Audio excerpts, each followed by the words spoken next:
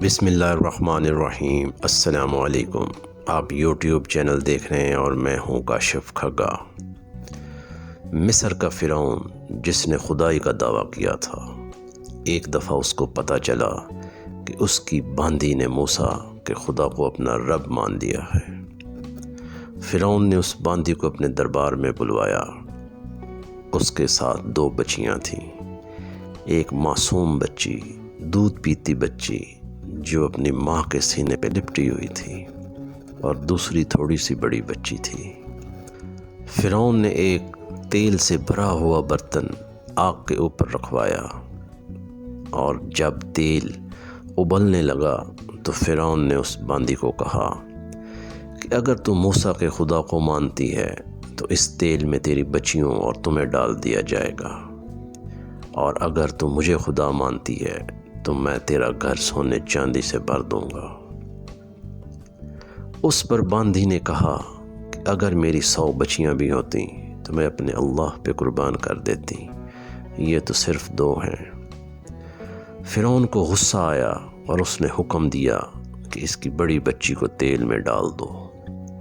فرعون کے درباریوں نے بچی کو ٹانگوں سے پکڑا اور الٹا لٹکا کر تیل میں ڈالا۔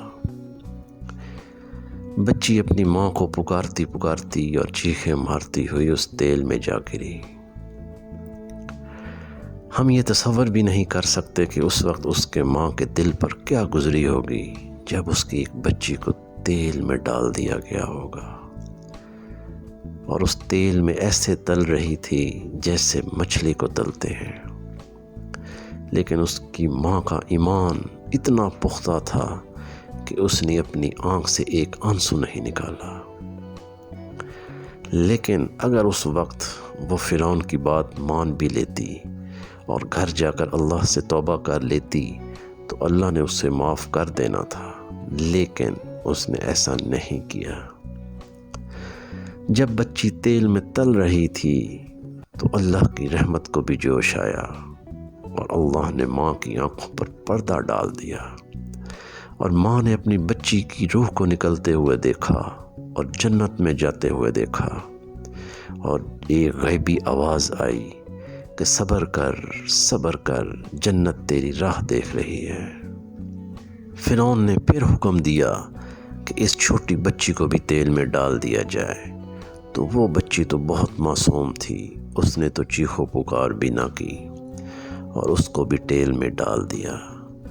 اللہ نے پھر اس کی آنکھوں پر پردہ ڈال دیا، اور بچی کی روح کو نکلتے ہوئے ماں نے دیکھا، اور پھر ایک غیب سے آواز آئی کہ صبر کر، جنت تیری راہ میں ہے۔ اس وقت عورت کو صرف جنت نظر آ رہی تھی، وہ تڑپتی بچیاں نظر نہیں آئیں۔ فرعون نے پھر حکم دیا کہ اس عورت کو بھی تیل میں ڈال دو، تو اس عورت نے کہا کہ مجھے پکڑنے کی ضرورت نہیں ہے، میں خود تیل میں چلی جاؤں گی، لیکن میری یہ خواہش ہے۔ فرعون نے کہا کہ بتا کون سی خواہش ہے؟ عورت نے کہا ہماری تینوں کی ہڈیوں کو ایک جگہ دفن کرنا، ایسے پھینک نہ دینا۔ تو فرعون نے کہا کہ ٹھیک ہے۔ جب عورت بھی تیل میں جل گئی تو فرعون نے ساری ہڈیوں کو زمین میں دفنانے کا حکم دیا۔ حضرت موسیٰ علیہ السلام کے بعد ہمارے نبی اکرم صلی اللہ علیہ وآلہ وسلم 2000 سال بعد آئے۔ 40 سال کی عمر میں آپ کو نبوت ملی، اور 50 سال کی عمر میں آپ کو معراج پر جانا ہوا۔ تقریباً 2500 سال کا عرصہ تھا جب آپ معراج پر جا رہے تھے، تو مصر سے گزر ہوا تو آپ صلی اللہ علیہ وآلہ وسلم نے حضرت جبرائیل علیہ السلام سے پوچھا کہ یہاں سے ایک خاص خوشبو آ رہی ہے۔ تو حضرت جبرائیل علیہ السلام نے عرض کیا یا رسول اللہ، یہ خوشبو فرعون کی باندی اور اس کی 2 بچیوں کی قبر سے آ رہی ہے، اور یہ جنت کی خوشبو ہے، اور یہ خوشبو قیامت تک آتی رہے گی۔ میرے بھائیوں اور دوستو، جب دل میں صرف اللہ ہو، ایمان پختہ ہو، اور صرف جنت کی خواہش ہو تو موت بھی ایک خوبصورت تحفہ لگتی ہے، لیکن جب اللہ سے دوری ہو اور ایمان کمزور ہو پھر موت سے بھی وحشت آتی ہے۔